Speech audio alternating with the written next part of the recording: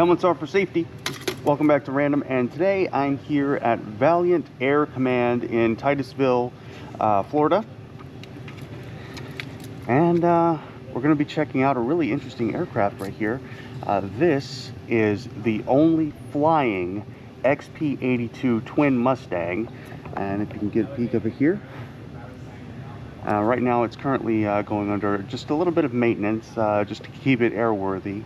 Now, as you can see, it is quite literally two P-51 Mustang fuselages riveted together at the main spars. Now you see each of these engines is basically exactly the same as you would find on a garden variety P-51 in the sense that they are mechanically identical.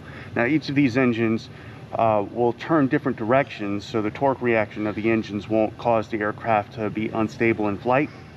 So one engine will turn clockwise, the other engine will turn counterclockwise, and all the associated mechanicals of those engines, the magnetos, the pumps, the starters, and everything else turns with those directions in mind. So the starter on the right engine won't work on the left engine, even if they're doing the same job.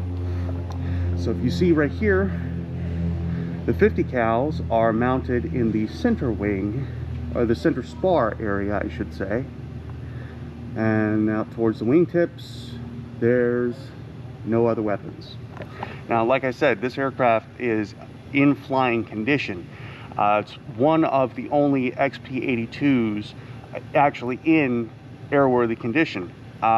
Virtually every other one is a museum piece and is a static display, simply because it's so complicated, it's so maintenance intensive, because not only do you have one engine and prop setup, you have two engines and prop setups that need regular maintenance. And if you look down here, you see the landing gear, all hydraulic, designed to land on different surfaces like grass and asphalt and dirt and so on and so forth. And down here is one of the air intakes for the radiators and the oil coolers.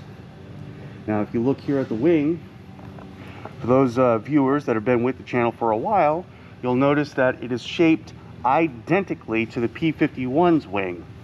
Again, this is a twin Mustang, so they didn't really change a whole lot besides putting another engine and another canopy and another entire fuselage riveted together at the spars.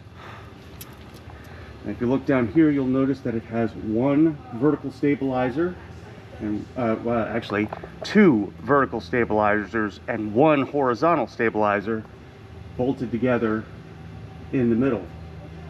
Let's take a look up here. And it is a tail dragger aircraft, just like the P-51. Tail dragger meaning that it has central or a pair of landing gear on either side of the fuselage and a tail wheel instead of a tricycle setup, which is what most aircraft have today. Now let's see if we can get you a peek at the tail from this location. We'll just put that.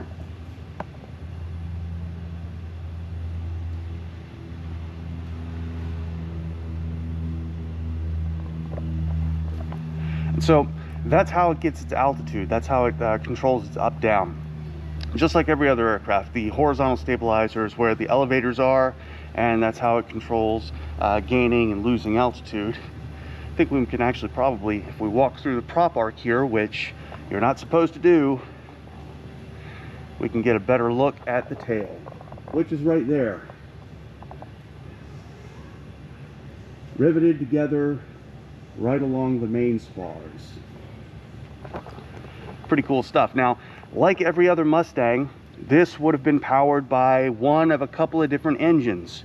It would either be powered by the Allison engines that were used in the P-38 Lightnings and some of the other aircraft like the P-40 Warhawks and the Spitfires. Well, maybe not the Spitfires, that was predominantly Rolls-Royce engines. But this would also potentially have the Rolls-Royce Merlin II built by Rolls-Royce, or the Packard-built Rolls-Royce Merlin. Now, if you remember back in the earlier video, I said that when America got a hold of the Rolls-Royce Merlin IIs, Packard ended up making them more powerful, ended up making them with parts that were so finely made that they could actually swap parts from one engine to another, which is very likely what this has. So the internal components, the pistons, the connecting rods, the crank, the cam, the valves, all of those parts, in theory, should be identical from engine to engine. So, in theory, if you have a piston in the right engine go out, you could have a backup piston from the left engine fit into that one, and it would work just fine. In theory, provided this aircraft isn't equipped with the Rolls-Royce Merlins, in which case, yeah, you would actually have to cut new pistons, and it's more intensive. It's more of a pain in the butt. But I'm inclined to think that these engines are probably the Allisons. But yeah, the only flying XP-82 in existence. And it is immaculately kept. Look at that bubble canopy right there. That canopy is exactly what was on a lot of P-51Ds, those famous aircraft used by the Tuskegee Airmen, the Red Tails of the 323rd Fighter Squadron. Fantastic aircraft. Anyway, this model, like I said, is the only flying one in existence, and it is predominantly kept and hangared here in Titusville at the Valiant Air Command hangar, which you can see a little bit of it right here.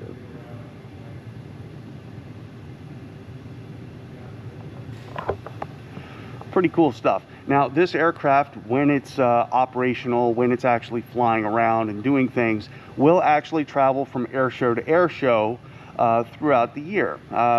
We're just lucky enough to actually have it here today, so we can do a little bit of filming with it. So yeah, the XP-82 Twin Mustang. If you learned anything, please like, comment, and subscribe down below. Tell my editor he's a bum for keeping me locked up in his closet for so long. And as always, folks, keep it random.